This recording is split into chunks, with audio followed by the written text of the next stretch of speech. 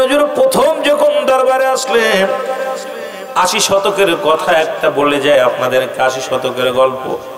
হুজুর পাক দরবারে আসলেন নতুন মানুষ।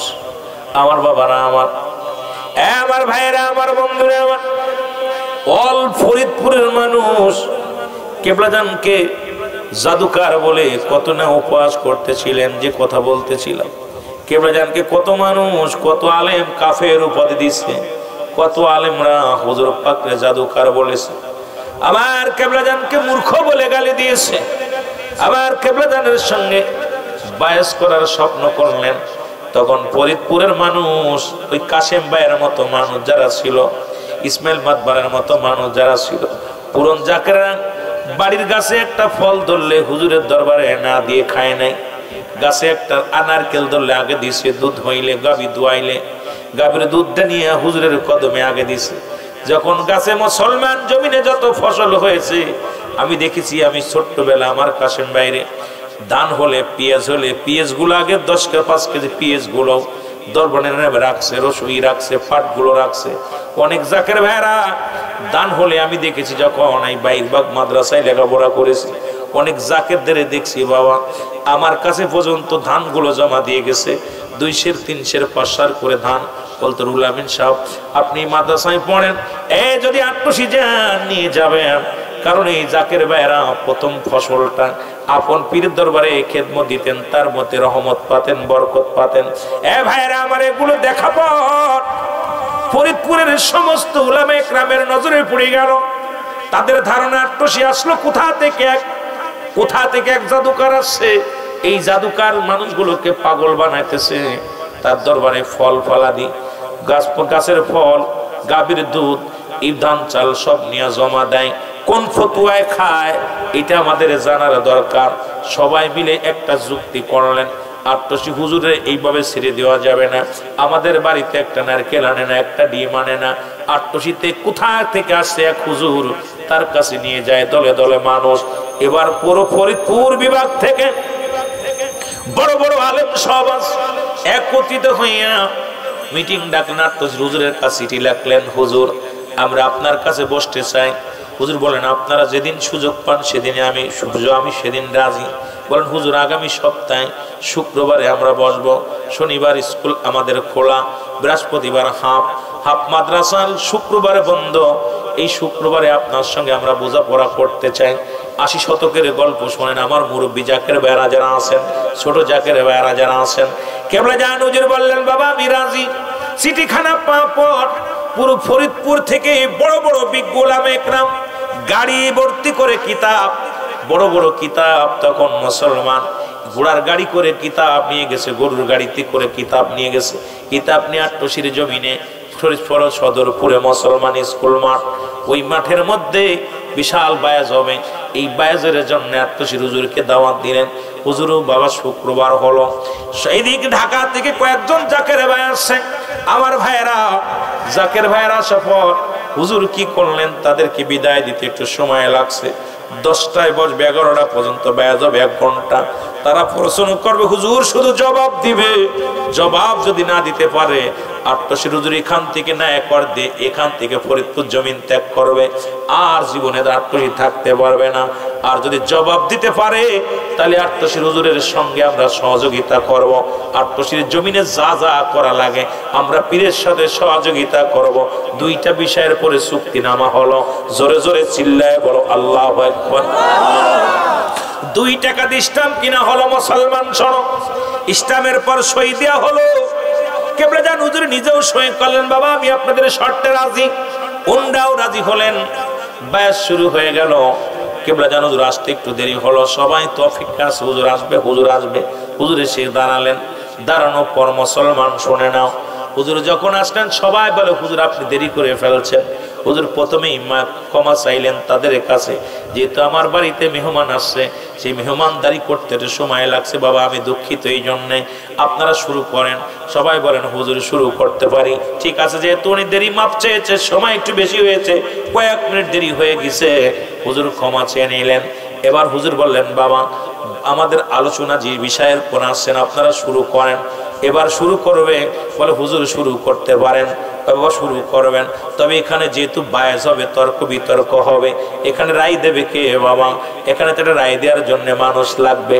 হুজুর বলার পর বলেন, হুজুর আমরা কারে দিব? আজকে সভাপতি লাগবে, যেমন আজকের মাহফিলের সভাপতি আছে, বাবা একজন সভাপতি নির্ধারিত করা লাগবে গো। বললেন বাবা আমরা কারে দিব সভাপতি? হুজুর কারণ আমাদের সব, উনি হলো অমুক মাদ্রাসার প্রিন্সিপাল, উনি হলো অমুক মাদ্রাসার হেড মুহাদ্দিস, উনি হলো অমুক মাদ্রাসার ভাইস প্রিন্সিপাল, উনি হলো অমুক মাদ্রাসার বড় প্রিন্সিপাল। হুজুর আমাদের ভিতরে বিজ্ঞ আলেম, আপনি আজকের এই অনুষ্ঠানের একজন সভাপতি নিযুক্ত করেন। আপনি যাকে সভাপতি বানাবেন আমরা তারই মেনে নিব। জোরে বলেন আল্লাহু আকবার। এর মুর্শিদ নাম যার অন্তরে ভরা, তার ভরা কি যায় রে মারা রে। মুর্শিদ নাম যার অন্তরে ভরা, তার ভরা কি যায়। আমি মুর্শিদের নাম স্মরণ করি, অকুল সাগর ধরলাম পারি রে। আমি মুর্শিদের নাম স্মরণ করি, অকুল সাগর ধরলাম পারি। উসে ভর করে নাও আমার ভরা রে। মুর্শিদ ভর করে নাও আমার ভরা রে। উঠছি বাজার তোমার ভাঙ্গানায়, মুর্শিদ নাম যার অন্তরে ভরা, তার ভরা কি। আমার বাবার নাম যার অন্তরে ভরা, তার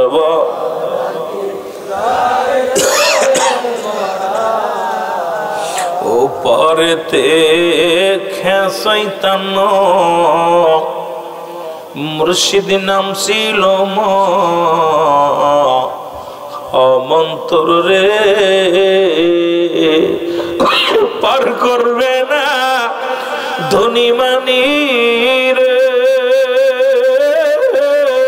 সে পার করবে না ধনী মানি রে। পার হবে বাবার ভক্ত যারা, মুর্শিদ নাম যার অন্তরে ভরা,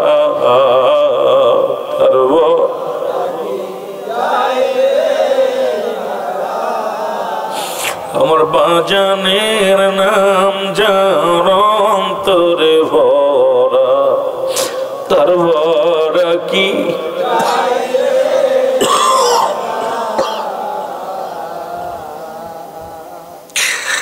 বাবা পার করে নাও আমার ভরা রে। মুর্শিদ পার করে নাও আমার ভরা রে। উঠছি তোমার ভাঙ্গানায়, মুর্শিদ নাম যার অন্তরে ভরা, তার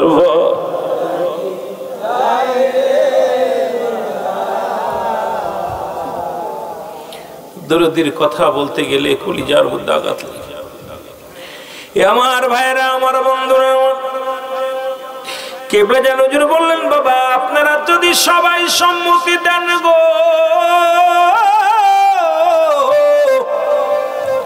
আমি আজকে সভাপতি বানাইব।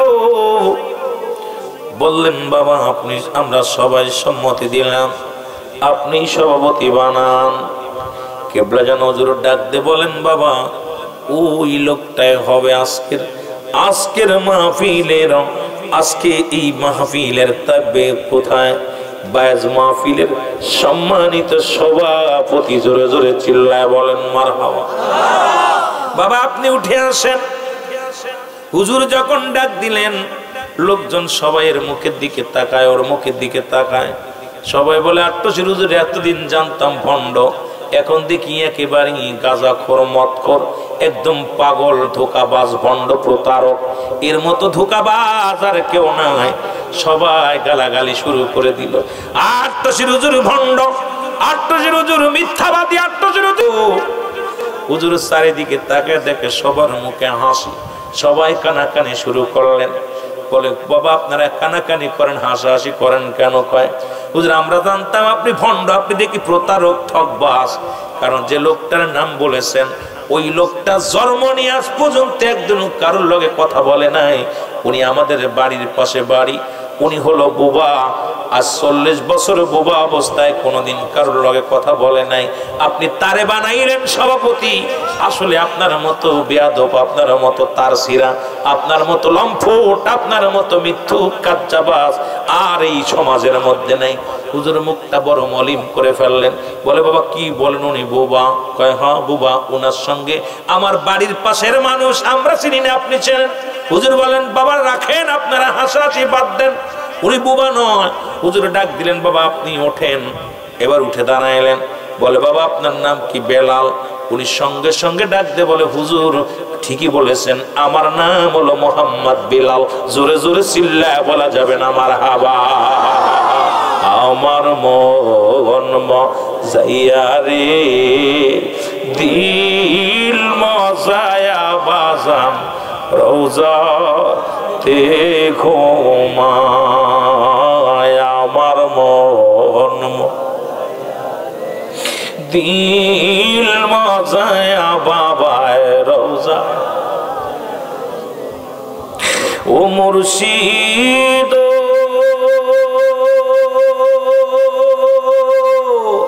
সবার আছে জায়গা জমি, ও মুর্শিদ আমার বেলায় আছো তুমি, তুমি রে। ও মুর্শিদ সবার আছে জায়গা জমি, আমার বেলায় আছো শুধু তুমি রে। শয়ন স্বপনে বনে আমার মন দিল মজায়া বান্ধব রওজাতে ঘুমায়। আমার মন দিল মজায়া বাবায় রওজা। ও মুর্শিদ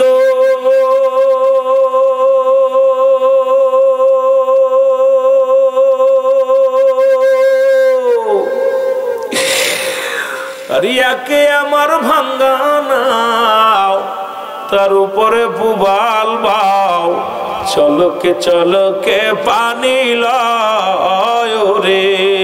ও মুর্শিদ একে আমার ভাঙ্গানাও, তার উপরে পুবাল বাও, চলকে চলকে পানি লয়। কই মুর্শিদের ঠাই এ তরির ভরসা নাই, কই আমর এ তরির ভরসা নাই। লাও দরিয়া দিতে পারে রে আমার মজায়া রে, দিল মজায়া বান্ধব রওজাতে ঘুমায়। আমার দিল বজায়া বাবায় রওজা। ও মুর্শিদ একে আমার ভাঙ্গা ঘর, তার উপরে নরে চর, কখন জানি যে ঘর ভেঙ্গে পড়ে রে। আগের নেওয়ারি রে কাঞ্চা বাসের বেড়া রে, আগের নেওয়ারি রে কাঞ্চা বাস বাজার লুটাইয়া নিল চুরাই রে। আমার মন দিল মজায়া বান্ধব রোজা আতে ঘুমায় আমার মন, দিল মজায়া বান্ধব রোজা। এ ভাইরা আমার, বন্ধুরা আমার, কেবলা জান হুজুর ডাক দিয়ে বলে, বাবা আপনার নাম কি?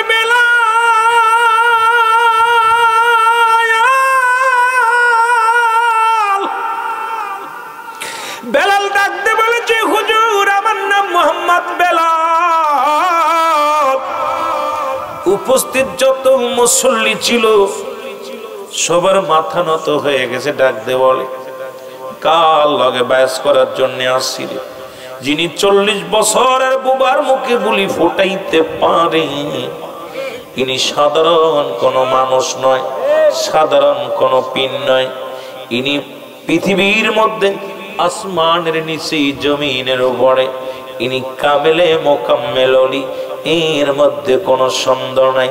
জোরে জোরে চিল্লায় বলা যাবে না সুবহানাল্লাহ।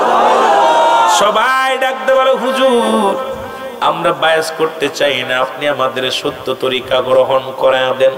কিছু কিছু আলেম পালায়া চলে গেল, তারা নিজেরাও বায়াত গ্রহণ করলেন না। হুজুরকে জাদুকার বললেন, আত্মশির হুজুর জাদুকার, এই জাদুকার বলে পালায়া চলে গেল।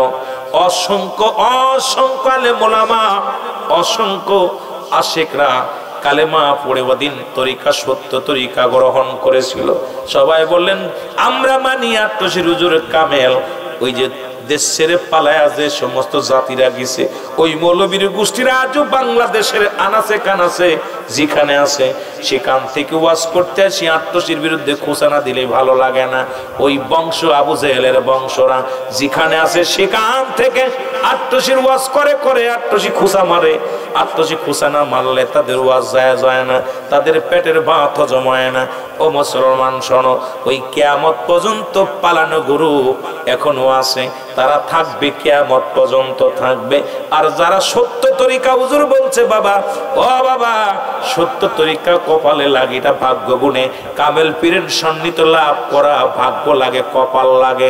আমরা যারা ভাগ্যবান, আমরা যারা কপালে আমাদের জুটেছে এমন পীর, আমরা বড় ধন্য হয়েছি। ও মুসলমান, এমন একজন পীরের কদম পায়া, জোরে জোরে বলেন ঠিক কিনা? এ ভাইরা আমার, জাকের ভাইরা, আমি আর লম্বা করবো না আলোচনা, আপনাদেরকে নিয়ে আলোচনা লম্বা করব না। শেষ কথা একটা বলি, সামনে 18 বৈশাখ। ও মুসলমান, কত আঘাত আমার নবীরে করেছে। নবীর 6 জন ছিল ফুফু, তাদের মধ্যে 2 জন হলো ইমানদার, বাকি 4 জনই নবীরে মানতে পারে নাই। রাসূলুল্লাহ 9 জন ছিল চাচা, 2 জন ঈমান আনছে, বাকি 7 জন মানতে পারে নাই। তদ্রূপ আপনারা ফরিদপুরের মানুষ যতই হন, কাছের মানুষগুলো হুজুরকে বড় কষ্ট দিবে।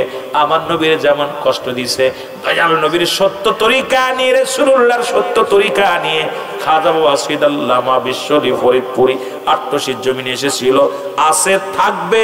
আপনারা দয়া করে শক্ত করে ধরবেন, অনুরোধ করবো আপনাদেরকে মুসলমান। কারণ হুজুর বলছে, বাবা এমন একটা সময় আসবে, তসবির দানা ছিঁড়ে গেলে যেমন একটা দানা ধরে রাখা যায় না, সুতা ধরে রাখলে সমস্ত দানাগুলো ঝরে যায়, এমন একটা সময় আসবে, একটার পর একটা বিপদ আসবে। একমাত্র দিন বাবা, আখেরি মুজাদ্দিদের সৈনিক যারা, আখেরি মুজাদ্দিদের কদম যারা ধরে রাখবে বাবা, আল্লাহ পাক তাদের সমস্ত বিপদ থেকে রক্ষা করবে। ঠিক সেই জামানা এসে গেছে বাবা, দূরে নয়, জলে বিপদ, স্থলে বিপদ, মাঠে বিপদ, ঘাটে বিপদ, চারিদিকে বিপদ সংকেত দেখা দিছে। জাকিরানদের কাছে অনুরোধ করব, কেবলাদান হুজুরের নসিহত গুলো আপনারা ফলো করবেন, কেবলাদান হুজুরের ওজিফা গুলো দিছে, ওজিফা গুলো পালন করবেন, 5 ওয়াক্ত সালাত আদায় করবেন, তরিকাতের রকম গুলো ঠিক রাখবেন, খতম শরীফ কাজা করবেন না, দুরূদ শরীফ কাজা করবেন না। করজোরে দাবি করব আপনাদেরকে, মিয়া ভাইজান মুজাদ্দিদিন সাহেব আমাদেরকে ডাক দেন, এদিনও বলেছিলেন আপনারা জাকিরদেরকে মেসেজটা দিয়ে দিবেন, যদি কোনো জাকির খতম শরীফ কাজা না করে, কোন জাকের জন্য খতম শরীফ কাজা না করে, দুরূদ শরীফ কাজা না করে, এবং আমল ওজিফা আমলগুলো করে, 5 ওয়াক্ত সালাত আদায় করে, যদি কোন জাকেরের একটা পশমের ক্ষতি হয়, এটা আমরা বুঝে দেব। যদি এই আমলগুলো না করে, ক্ষতিগ্রস্ত হলে হুজুর পাকু দায়ী নয়, আমরা দায়ী নাই, এই মেসেজটা জানায়া দিবেন। এই জন্য আমি আপনাদের পাশের মানুষ হইয়া, দরবার শরীফের একজন নগণ্য গোলাম হইয়া আমি বড় আলেম হতে পারি না, আমি আপনাদের ভাই, জাকের ভাই, আপনাদের সন্তান, আপনাদের কলিজার টুকরা। সুতরাং আপনাদের দোয়া নিয়ে আমি গুনাহগার, কথা বলা শিখেছি। আমি আমার ভাইজান মহোদয়ের মেসেজটা আপনাদেরকে দিয়ে দিলাম। যদি আমলগুলো করতে পারেন, যদি চুলের একটা ক্ষতি হয়, এটা মুজাদ্দেদ পরিবার বুঝে নেবে। আর যদি এটা না করেন, এর জন্য যদি ক্ষতিগ্রস্ত হন, আমার পীরকে দায়ী করতে পারবেন না, কেবলাদান হুজুর আহলে বায়াতদেরকে দায়ী করতে পারবেন না। মেসেজটা দিয়ে গেলাম, জোরে জোরে চিল্লায় বলেন আল্লাহু আকবার। মেসেজটা পাইছেন? ঠিক এইভাবে বলেন আমাদেরকে নিয়ে। আমি গুনাহগার, তো অনেক সুযোগ হয়েছে ওনাদের কাছে বসার। কেবলাদানের 7 বছর হুজুর পাকের খেদমত করার সুযোগ ছিল। তার ভিতর 7 বছর হুজুর পাকের কাছে একদম সন্নিহিত, শেষ 7 বছর আমি গুনাহগার। কেবলাদান হুজুরের একদম কাছে, অনেক সময় হুজুরের আল্লাহ আমার হুজুরের খানা খাওয়াইছে, হুজুরের সাথে হুজুরের প্লেটের খাবার কোয়ালে উঠছে। আমি সেই গুনাহগার। আমার তো আপনারা সবাই চেনেন যে আমিরুল আমিন সিদ্দিকী আমার বাচ্চার মতো একটু কাছে ছোট থাকতে হাফ প্যান্ট পরা অবস্থায় আমার চাচা আবুল হাসান যশোরী সে আমার কোলে করে ধরতে, আর আমি গজল গাছি ডায়াসে। আমি সেই রুল আমিন সিদ্দিকী। আমার সবচেয়ে বড় পরিচয় যে আমি আমার পীরের কাছ থেকে সবচেয়ে বড় নিয়ামতগুলো পেয়েছি, আমার পীরের হাত মোবারকের ছোঁয়া। আমার পীর আমার যেরকম ছোঁয়া দিছে, আমার মনে পড়ে না আমার কোনো ময়াব জাকের ভাই ছোঁয়া পেয়েছে। এই জন্যে আমি আপনাদেরকে অনুরোধ করব, আমার পীর কেবলা জানের আওলাদ মিয়া ভাইজান বলছেন, আপনাদের কাছে আমার করজোরে দাবি, জাকেরদের এই মেসেজটা সারা দেশে, পানিতে বিপদ, স্থলে বিপদ, জলে বিপদ, সব জায়গায় বিপদ, আপনারা বলে দিবেন তারা যেন তরিকাতের রকম কোনো কাজ যেন না ছাড়ে। সর্বোপরি খতম শরীফ, দুরূদ শরীফের দূরে যেন কাজা না করে। এর যদি কাজা করে, যদি এর ভিতরে যদি তাদের গায়ের একটা পশমের ক্ষতি হয়, আমরা বুঝে দেব। আমার ভাই মিয়া ভাইজান মুজাদ্দিদ সাহেব বললেন, কেবলাদান হুজুর আমাকে বলে দিছে এই মেসেজটা দিতে, আপনারা এই ওজিফাগুলো পালন করবেন। এই জন্য আপনার ভাইয়েরা তরিকাতের যত রোকন আছে, 5 ওয়াক্ত নামাজ তো আদায় করবেন, 5 ওয়াক্ত সালাত তো আদায় করবেন, এবং আপনারা 5 ওয়াক্ত নামাজের সরাসরি এবং নামাজের আগে পরে যে ওজিফাগুলো আছে, ওজিফাগুলো পালন করবেন।